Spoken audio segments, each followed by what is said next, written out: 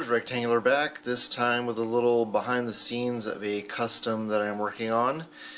I don't think anybody guessed what I have been making. I posted some early work in progress photos of the sanding progress on my Instagram, and nobody guessed. I mean, not that I really was expecting people to guess, but as the title of this video will reveal, this is going to be a bog tiger from the Thor comics that Malekith rides, Malekith the Accursed.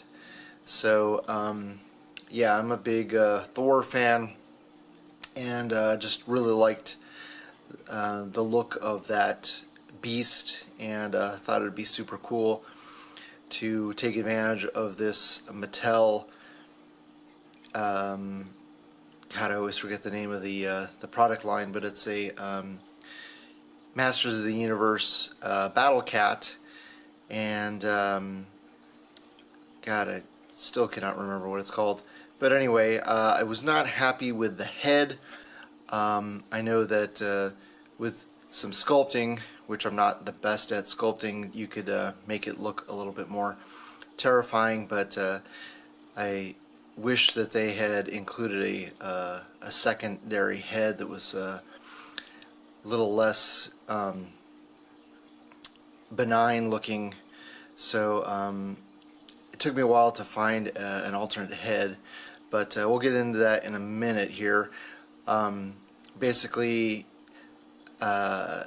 needed to sand the hell out of this thing in order to get it ready for being repainted, because it's going to be painted white. And as if you don't already know, painting white is probably the most difficult after painting metallics and or yellow. So you definitely need to do a lot of work to prep a figure in order to repaint it white, and I definitely didn't want any paint rubs, so quite a bit of sanding had to go involved into all the joints. You know, it has a lot of joints. I think I counted 26 points of articulation, which I think it might have more. But anyway, yeah, so luckily you can heat and pop the feet off. I'm not too sure, I didn't attempt to remove the legs or the tail. I was able to remove the head without too much difficulty, but I would be very cautious if you plan to remove any of the other limbs. It might be possible. I didn't test it. Didn't really want to take that chance with being, you know, worrying about having to break the figure. So the head, let me see if I can grab the head here.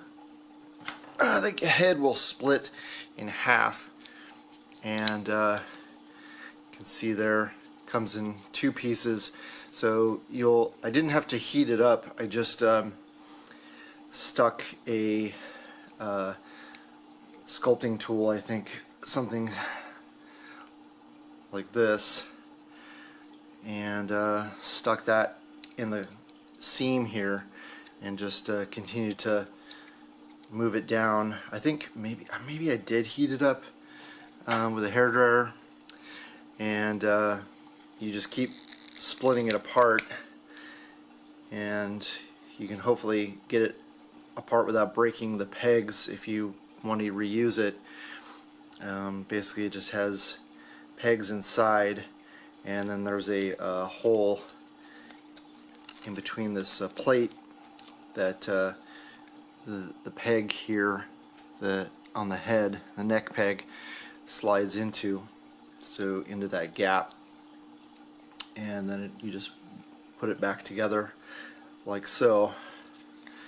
And you know, if you want to reuse this head, you can. It does have a nice articulated jaw, but it just looks too much like Cringer to me, more like just a mild-mannered tiger, and I wanted a ferocious man-eating tiger for my bog tiger. So It took me a long time to find this guy, and this is a head that is made out of wood, and it was solid, so I had to drill the hell out of this thing, Dremel the hell out of it to carve all this wood out.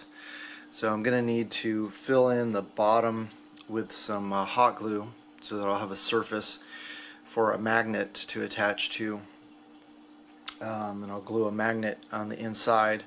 And this is the kind of magnets I just got at the dollar store, so I'll have a magnet or two stuck together. So I'll have a magnet inside the head and then another magnet glued onto the peg here of the figure, and yeah, I'll just have to glue that on, and then I'll be able to, and I thought about trying to put two, but I don't think it's going to fit. I don't think there's enough room there, enough surface area for two, so I'm going to glue that magnet on there, and then I'll be able to remove it, or put a piece of metal in there so that if I want to angle it even tighter. I did carve out a little bit more room on each side, so to increase the range of articulation a little bit more, because there's a shot that I want to recreate where the tiger is in mid-flight and is looking down on Thor is below him, and Malekith is riding on the back. So just to show how much sanding was involved, and in fact I sanded so much that I started to put holes in the plastic. So I went a little bit overboard in some places, but there you go, there's a hole that I went a little bit too crazy sometimes with my Dremel. So but I definitely don't want any kind of paint rub. So basically what you do is remove as much plastic as possible so that when you move the joints they're not rubbing together, because once they're painted that is definitely going to be a problem. So yeah, it took me quite a few hours, just working on the weekends, just a few hours at a time. Basically, you know, my Dremel would run out of charge, and it takes like 3 hours to charge it. So anyway, oops, sorry about the camera movement there, but yeah, we'll get into the tools I use real quick, and then I'll explain some more things later in the next video. So here's my arsenal of tools, all of which can be purchased from the dollar store with the exception of the Dremel.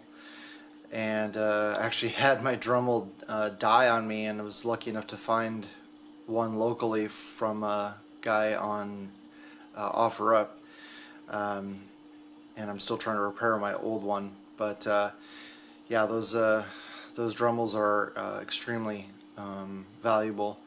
I do have a corded Dremel that I did a lot of the sanding with as well, but these stylus ones are worth their weight in gold, because you can really get really fine control, and you know, a lot of get into little very tight areas with that. So yeah, let's see, the emery boards didn't end up using so much because they are really cheap.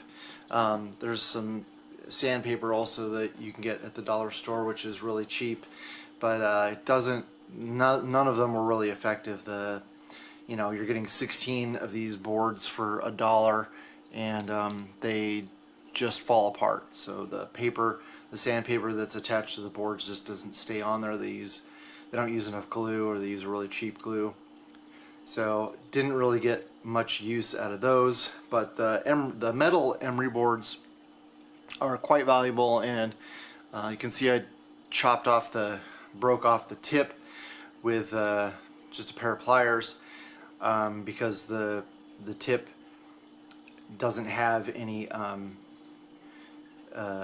texture on it, so it just takes up space, and I need to get into the real the shoulders and get into there deep, and so it's just getting in my way having that extra tip of metal on there. So I broke that off a couple times, and the toothbrush works okay, but to get into, again, deep into the joints, I got the longer brush. I think these come in like a 3-pack for $1, $1.25 now, thanks to inflation. And I don't remember where I got these sculpting tools. It might have been Michael's, I think. $1. I don't remember if I got these at the dollar store, but I think maybe I got them at Michael's. It worked really well, especially for getting into the joints, like on the feet, the legs, lower legs and stuff. Trying to get that plastic pushed down and moved out. And I ended up using some of these brushes for some of the sanding when I use my corded Dremel. A little heavy-handed, and they wear out very quickly. I've seen somebody add super glue to the base where the bristles are attached, and that'll hold it together a little bit longer. So I don't know that I would go that route again. I probably would just end up using my favorite Dremel bit, which is that very fine pin shaped one, but you know, the brushes, the bigger sanding Dremel bits are good for getting the majority of the surface sanded, which you don't want to spend, you don't want to use something that small. That's just for the tight areas like the shoulders and such. And again, the emery board on top, you can get like I think it might come in like a 3-pack for $1.25. These also I got on Amazon. They were probably $5 or $6, or at most not like $9. And they're made for like model kits, nippers. Very good for when you get the plastic chewed up and you need to trim it off. So yeah, that's pretty much it as far as my tools go. I think so. Also a sanding block, which I don't have in the shot here, but those again, like $1.25, works really well. It works a lot better than the sandpaper that they sell at the dollar store. So that pretty much wraps it up. So in the next video, I will go over what I'm going to do as far as the attaching the wings. In the meantime, I'm gonna work on getting the magnet attached to the head and to the neck peg, and yeah, then hopefully I think all the sanding has been done, so then we can start priming the figure and getting it painted. Alright, hope you guys liked the video. You share it with your friends, subscribe if you haven't already, and I always love hearing back from you guys, so please leave a comment below. Thanks so much for watching, and I'll talk to you guys later.